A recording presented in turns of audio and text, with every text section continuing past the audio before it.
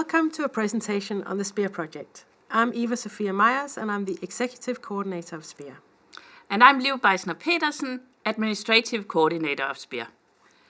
Together we have the honor of walking you through a short, and we hope sweet, presentation of the project that lies so close to our hearts.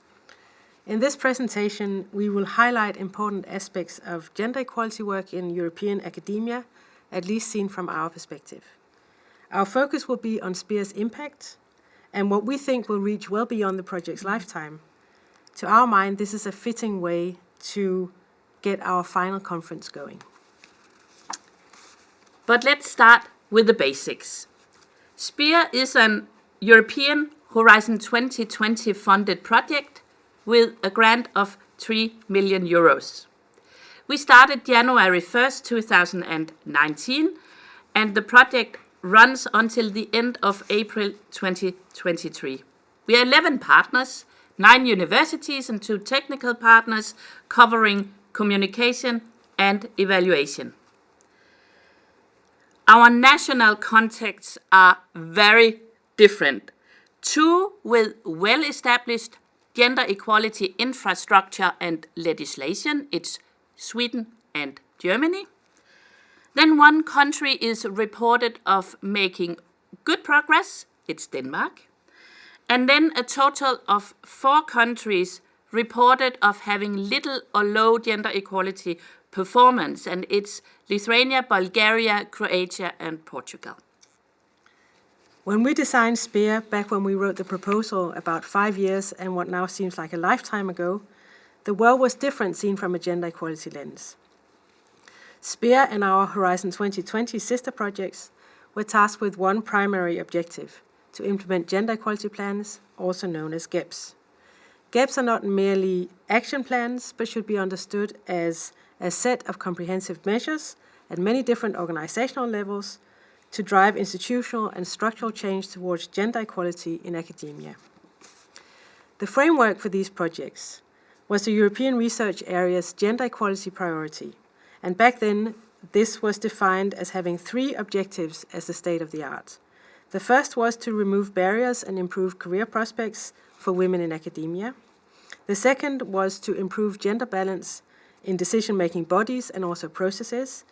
And the third was to strengthen the gender dimension in teaching and research content. These 3 objectives form the very core of SPEAR, along with a 4th objective, namely to increase the number of European research-performing organizations with implemented GEPs. Note, then, that SPEAR started in 2019, and this was well before 2022, strangely enough, when the Horizon Europe GEP eligibility criterion became a reality. So SPEAR and our sister projects have been in the very privileged position of being able to forge new paths and set new standards, develop resources and practices, and support the growing and glowing community of gender equality practitioners in academia.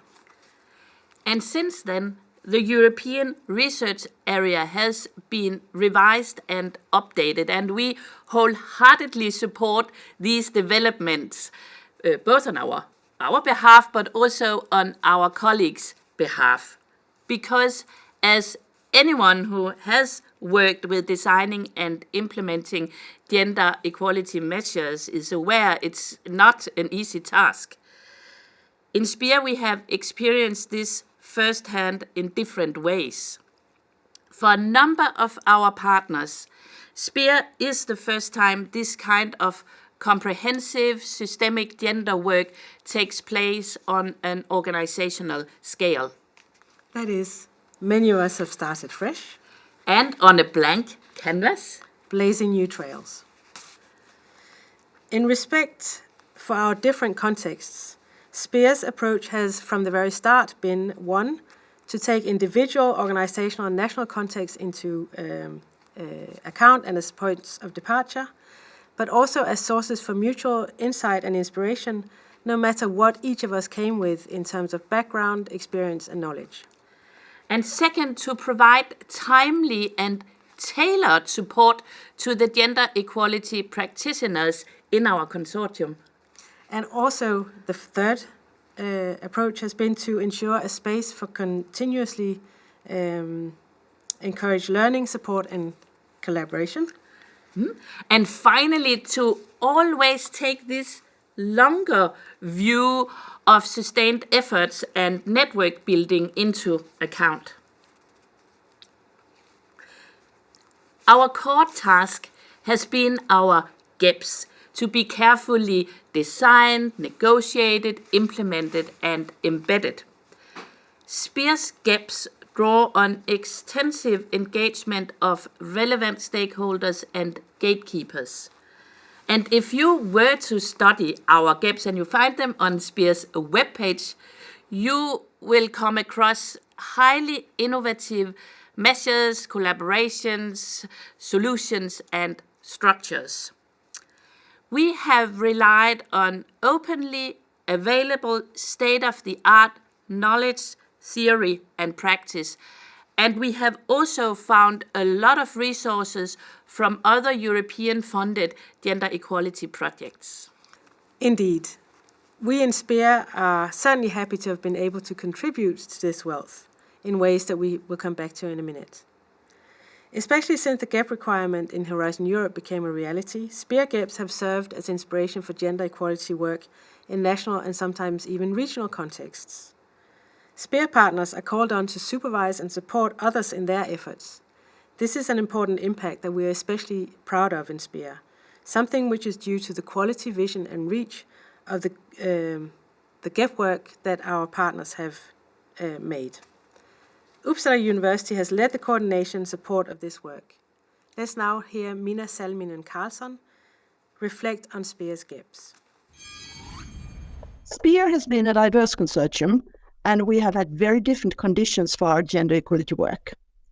For example, we have several partners from post-communist countries, and so we have partners who have many women in powerful positions, or many women in disciplinary areas that in European policies often automatically are considered as male-dominated and problematic. Also, in post-communist countries, childcare is often not such a big problem. Instead, these post-communist SPEAR partners have more often met with other, we could say, norm-based issues because of very strong conservative gender ideologies, both nationally and in the organizational contexts.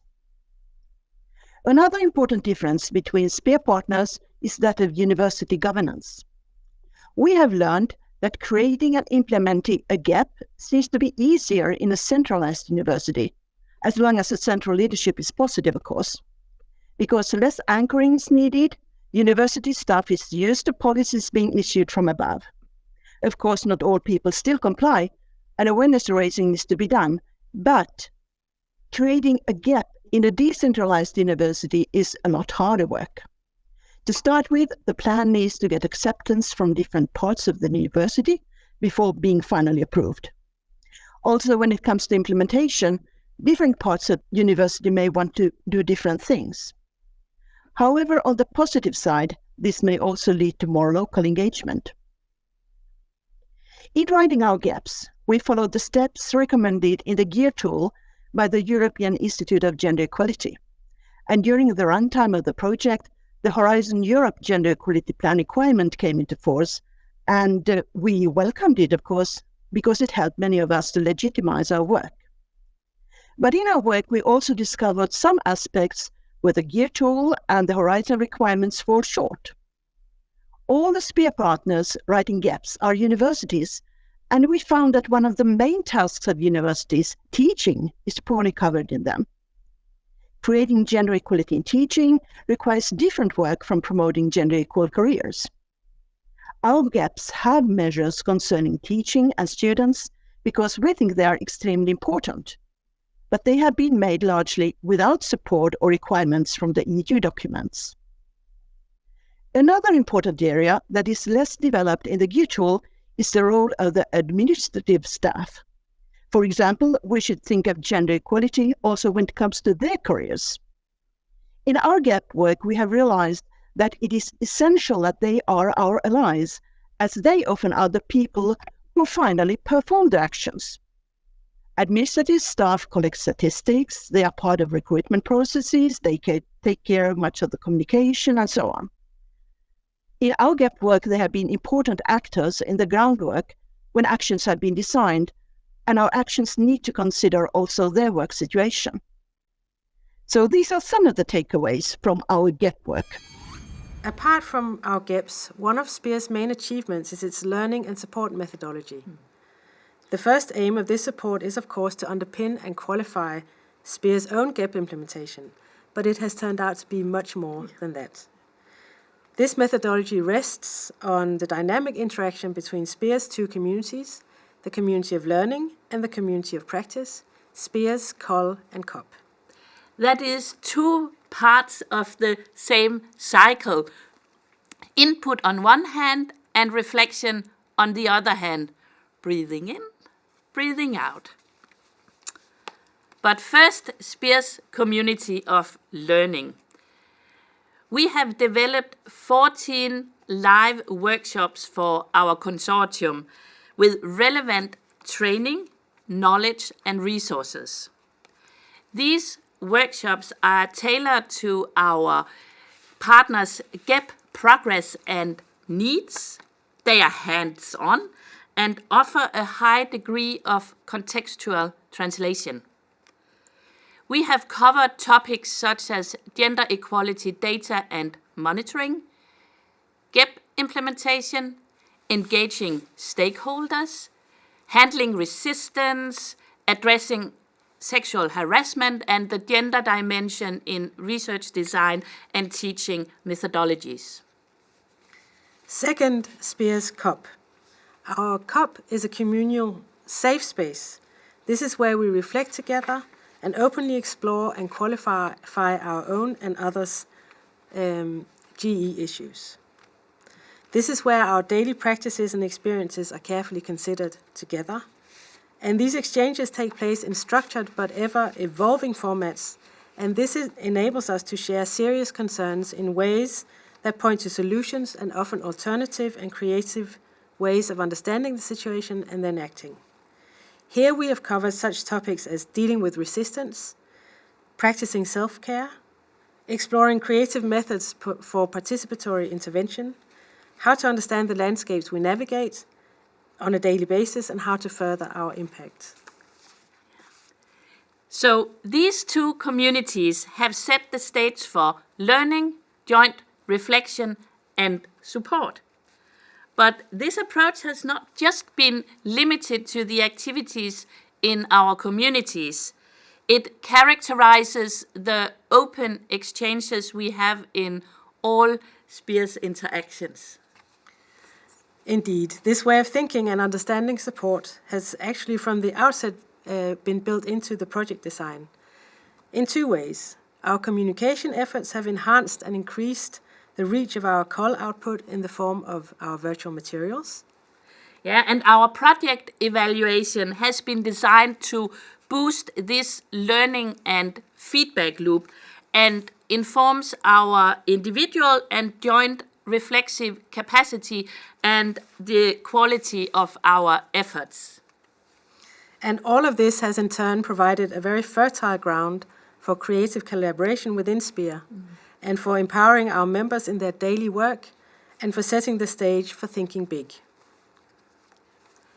Now we want to show you SPEAR's virtual output, and this material stems from our community of learning. And the virtual materials, they come in different formats. It's like webinars, interactive live workshops, interviews, podcasts, and not least SPEAR's Compass guide for designing effective gender equality measures. And you find all of this on SPEAR's webpage. RWTH Aachen in Germany has been in charge of the creation of the virtual materials together with our dissemination and communication partner Europa Media. So here comes a teaser of our virtual and communication materials, first by Natalie Wolf and then by Gabriela Lovas. So this is SPEAR's virtual materials page, where you can find all the virtual learning sessions developed during project runtime. In total, there are 14 virtual learning sessions, and you will find 11 audiovisual presentations on various topics related to gender equality plan development, implementation, and evaluation. So, for example, there is a session on structures and stakeholders necessary for successful gender equality implementation. SPEAR's audiovisual presentations are visually attractive and intuitive to navigate. They contain a myriad of exercises and examples to help you apply the lessons learned at home.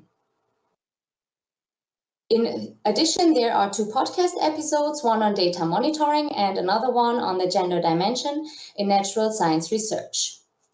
And last but not least, there is SPEAR's Compass Guide, which is SPEAR's interactive web resource. So let's take a quick tour through SPEAR's Compass Guide. So what is SPEAR's Compass in fact? It's a holistic and practical approach that helps you draft an effective and sustainable gender equality plan and implement gender equality measures in your organization. For that, the landing page explains what SPEAR's Compass is, what the guide covers, as well as SPEAR's Compass guiding principles. The guide contains, furthermore, instructions on how to use it. SPEAR's interactive compass rose with guiding questions to help kickstart reflection. More than 20 good practice examples by the SPEAR Consortium for inspiration, as well as materials and exercises to help apply SPEAR's Compass in practice. Now that you had a sneak peek of the SPEAR's website, you know that SPEAR's graphic line is distinctive and recognizable. Using these visuals in our communication and dissemination efforts was helpful in maximizing our impact. SPEAR has made it a priority to keep challenging boundaries and communicate about gender equality topics, not only by engaging practitioners into our actions, but also targeting the general public more broadly. We have managed this through TV interviews, podcast series, blog posts, as well as our social media presence. Our collaboration online as well as offline with many of our sister projects is a clear testimony of the amazing power and commitment of the gender equality community. As the presence of more than 20 sister projects at this conference clearly shows. Almost from the onset of SPEAR, partners have been oriented towards reaching out to and engaging with different kinds of stakeholders. This is crucial. This is how some of our most important impacts so far have been enabled. These efforts have been expertly and creatively driven by our partners, especially from national and/or regional and institutional contexts where gender equality was not common prior to SPEAR. We will now hear about what SPEAR has meant from our Lithuanian, Bulgarian, Portuguese, and Croatian partners.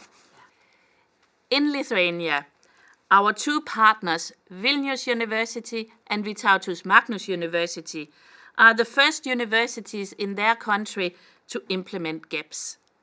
They have worked hard to put gender equality on a wider national agenda. They have focused on issues such as human rights, ethics, equal opportunity and anti-discrimination, inclusion, well-being and work-life balance, sexual harassment, and gender-sensitive communication. A significant achievement of the Lithuanian teams is the establishment of a national gender equality network for practitioners and scholars, with the engagement of senior management, ombudsperson, and politicians. Let us hear Professor Aurelia Novelskaite from Vilnius University talk about SPEAR's significance in the Lithuanian context. On the national level, we started building a national network of gender equality and equal opportunities workers who represent other universities in Lithuania. It is expected representatives from Ministry of Education, Science and Sport and the Research Council of Lithuania also will take part in activities of the network.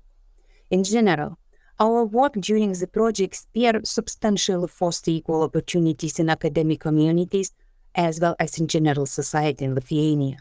And the international team of the project SPEAR was and still is invaluable impellant of all those processes, an inexhaustible source of our inspiration. So thank you all, and all the best to all of us.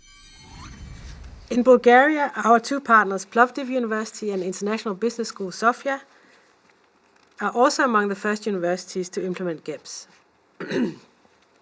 Their deep knowledge of existing structures and strategic opportunities for collaborating with cross-cutting issues and organizations, such as ethics, ombudspersons, and labor organizations, have enabled highly innovative GEP approaches and measures in contexts that are not from the outset readily open for taking on gender equality. Thus, the Bulgarian teams apply humor in challenging ingrained gender stereotypes and are tackling the considerable challenge of debiasing publishing practices. The network that Plovdiv and IBS have started together is now expanding to include other important stakeholders within and beyond academia in Bulgaria. Here is Rector of IBS, Professor Georgi Apostolov, on SPEAR's significance in the Bulgarian context. The SPEAR project has actually brought us and our work up to a completely new level of development and opened up an entirely new perspective. We have started building a national network of people and institutions working in the field of gender equality in academia. Within the project, we started cooperating with another Bulgarian university, Plovdiv University, P.C. Hilendarsky, who are newcomers to the field of gender equality work. During the implementation of SPEAR, we were not only supporting each other very strongly in many ways, but we were constantly involving different stakeholders from our own institutions and from outside, like, for example, Academic Ethics Committee, promotional committees, the Higher Education Labor Union in the country, and other universities and associations. Thus, Plovdiv University was the first Bulgarian research-performing institution that officially adopted a gender equality plan. And our International Business School did it soon afterwards. Many other universities in the country followed. The results of SPEAR became a valuable source of specific information and know-how for many others. Evidence that our work was recognized and valued and that a national network was expanding was our jointly organized National SPEAR Conference in December last year, where many representatives of universities, Bulgarian Academy of Sciences, public organizations dealing with human rights, discrimination, and gender issues participated. For me and my team, the project was an exciting journey along which we learned, apart from anything else, invaluable life lessons about real human sympathy and transnational support in tough periods of time when human values are challenged. In Portugal, Nova University in Lisbon has from the outset of SPEAR been deeply engaged in promoting gender equality in Portuguese academia, both in organizational context and on a political scale. They have strengthened national collaboration and networking for gender equality and continues to contribute to national projects and initiatives. Due to the team's efforts in their own organization, Nova was in 2020 listed as the first Portuguese university in relation to the 5th SDG goal, gender equality. And in the spring of 2022, the Nova SPEAR team leader, Professor Elvira Fortunato, was appointed Minister of Science, Technology and Higher Education. So, now Minister Fortunato will present SPEAR's impact in the Portuguese context. It is my concern to develop institutions that promote equality and that are more inclusive and tolerant, in line with the European Commission who pushes us to defend and increase gender equality. Portugal has made significant efforts to integrate gender equality into organizational structures, political strategies, and research content. The National Strategy for Equality and Non-Discrimination 2018-2030, Portugal More Equal, is aligned with the 2030 United Nations Agenda, establishing equality and non-discrimination as a condition for building a sustainable future for Portugal. For the first time, the national plans for equality address gender equality in higher education and in research and innovation, encompassing the diversity of measures. In Croatia, the SPEAR team has continuously supported mutual exchange of experience and knowledge with local, regional, national and international communities, and collaborated with local government agencies, civil society actors, the Ombudsperson for Gender Equality, ambassadors and colleagues from other universities. They also supervise and support the development of GEPS at other institutions, not only in Croatia, but in the entire West Balkan region. The Croatian team never misses an opportunity to elevate the debate to include gender stereotyping, sexism, and gender-sensitive communication in the larger human rights and democracy agenda. Efforts that they are also increasingly recognized for. In this vein, they held a national conference on the threats to reproductive rights as a broad democratic issue. Rector of the University of Rijeka, Professor Snježana Prijić-Samaja, will now elaborate on SPEAR's impact in the Croatian context. This will be followed by a testimony by one of SPEAR's advisors, Mateja Medlobi.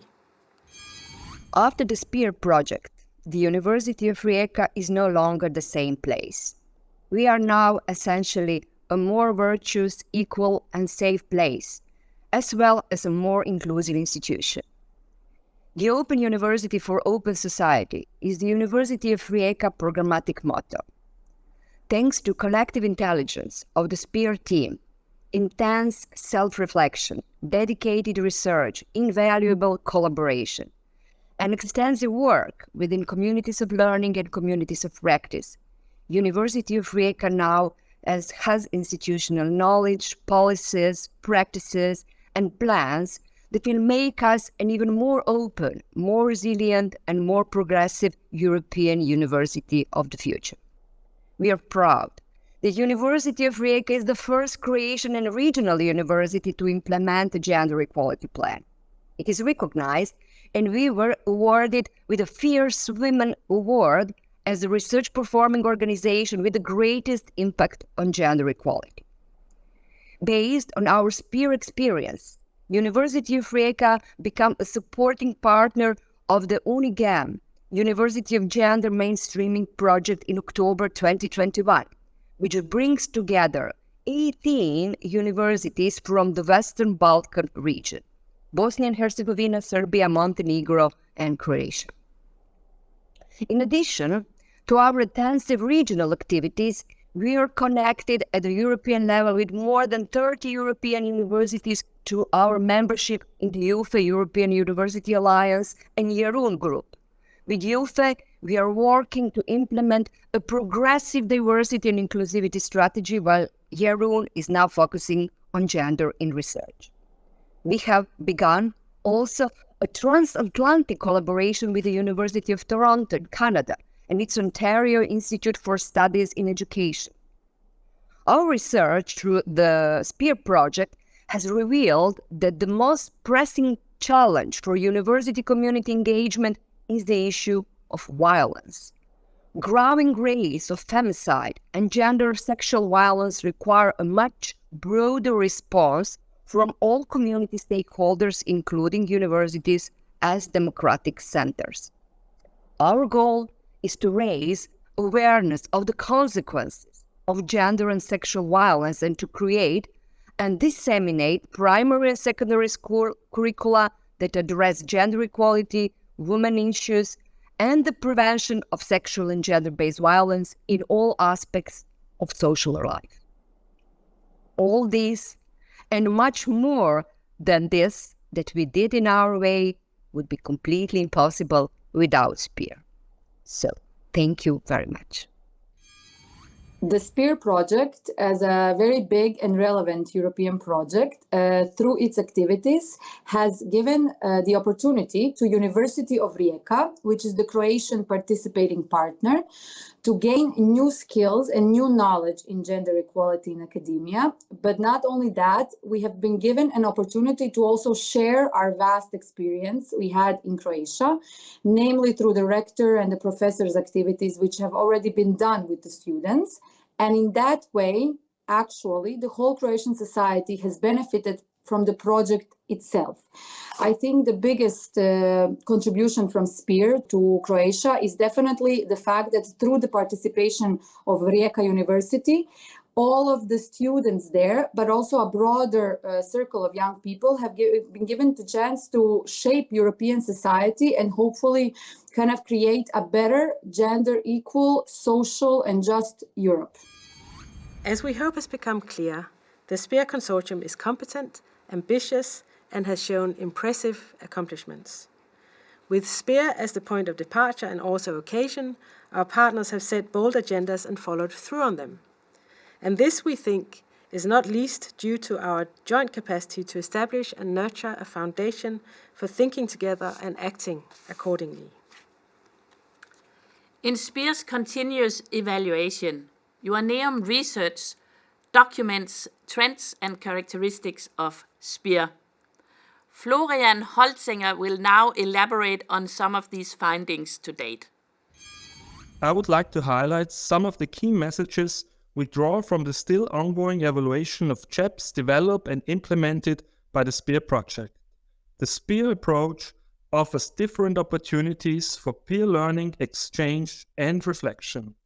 This has been emphasized as a great strength of the project and has contributed to its success. One important and effective feature of this peer learning were the so-called learning and support clusters, which fostered the collaboration within a country cluster, for instance in Bulgaria or Lithuania, and also contributed to mobilizing other stakeholders on the national level beyond the SPEAR consortium. The SPEAR evaluation also made evident that although Horizon Europe has introduced formal criteria how CHEPs should be designed, which is of course a great lever for mobilizing research organizations and their top management to develop CHEPs, but these CHEPs cannot follow a one-size-fits-all approach. Rather, it is imperative that these Horizon Europe criteria are translated into a context-sensitive approach that takes into account the specific organizational features, the different levels of awareness and challenges of gender equality work in different departments and faculties.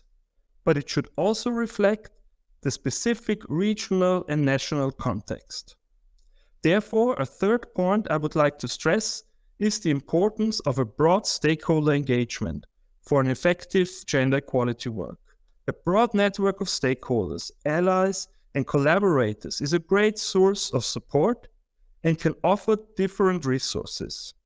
The stakeholder engagement strategies of different SPEAR partners established a network of change agents distributed over the different organizational units who implemented CHEP measures aiming at transforming local organizational cultures. Nevertheless, this work of change agents needs to be equipped with sufficient resources and needs to be properly rewarded and recognized by these organizations. Otherwise, it remains informal, invisible work and will put the career development of these change agents, which are mostly women, at risk. Finally, I would like to emphasize that the stakeholder engagement should not be limited to the boundaries of an organization, but should also engage stakeholders from the local, regional, or national context. To wrap up, I think that the SPEAR project shows the relevance of networks of change agents and stakeholders in research organizations as a place of peer learning, reflection, and support, and of the need for more context-sensitive approaches to be able to translate the broader EU objectives into measures and activities that work in a specific organizational context or unit. Thank you. In all our activities and results, We share a common foundation. It's a joint space that holds us individually and as a community. This is very much what our communities of practice are about. The backbone and the nerve in what we have come to know collectively as the SPEAR magic. The main point of the SPEAR community of practice is to keep a reflective, charged, communal space open for alive, dynamic explorations on serious issues and also sometimes deep frustrations. This is important for empowering and enabling our members to step into the unknown, but it requires continuous cultivation of the reflective capacity together and the discipline of listening, also when we sit together in reflective silence. Here's a testimony of Martina Schrautner, another of our SPEAR advisors. I found the atmosphere, the groove at the meeting quite extraordinary and very pleasant. I put this down to 2 points. There was always enough time in the workshops, and silence was also endured. With great added value, in these moments, building on what was heard, new ideas could be developed and unfinished thoughts were also expressed. It was very clear that in such an atmosphere, much more and also unusual things were brought in, which greatly enriched the workshops for everyone.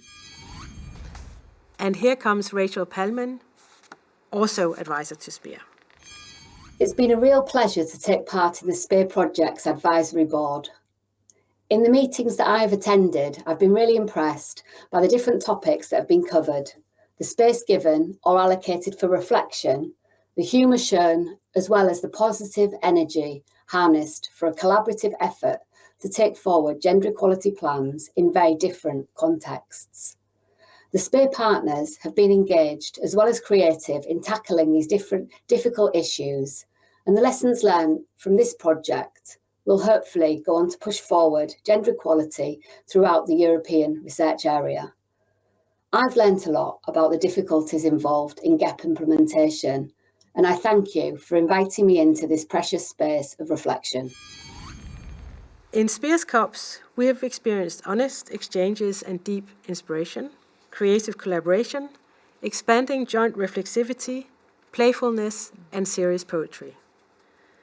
All of this provides what we know as long-term soul nourishment, and this is something that gives more than our rational selves something to live by. The format of SPEAR's community of practice takes 2 forms. The whole consortium at project meetings, and it has been 8 in total, and in smaller learning and support clusters with 3 universities in each. The learning and support clusters have provided a more intimate forum for structured reflections, a safe and confidential space where we support and inspire each other in our GEP implementation process. Our presentation of SPEAR's objectives, methodology, output, and impact is now coming to an end. As coordinators, we want to emphasize that SPEAR has been and done all and much more than what we had dared hope and dream 5 years ago. The SPEAR Consortium is dedicated, serious, and ambitious, and has a deep desire to make a positive difference, to be and create the change we strive for. We continuously draw on high levels of creativity, leadership, and responsibility, and we've been collaborative and open throughout, to each other, to new approaches, to learning, to exploring openings and forging alliances. And the consortium has, with this, been able to set ambitious objectives and follow through with integrity and ingenuity. We, Leo and I, have often been deeply touched by the sincerity, warmth, and generosity of our partners, and the readiness and ability to stand together as a consortium, also when we're faced with tough decisions.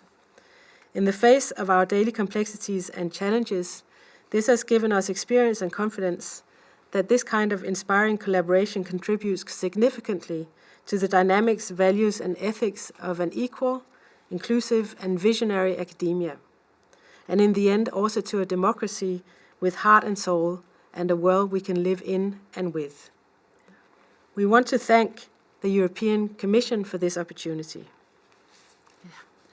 And thank you for your interest in SPEAR.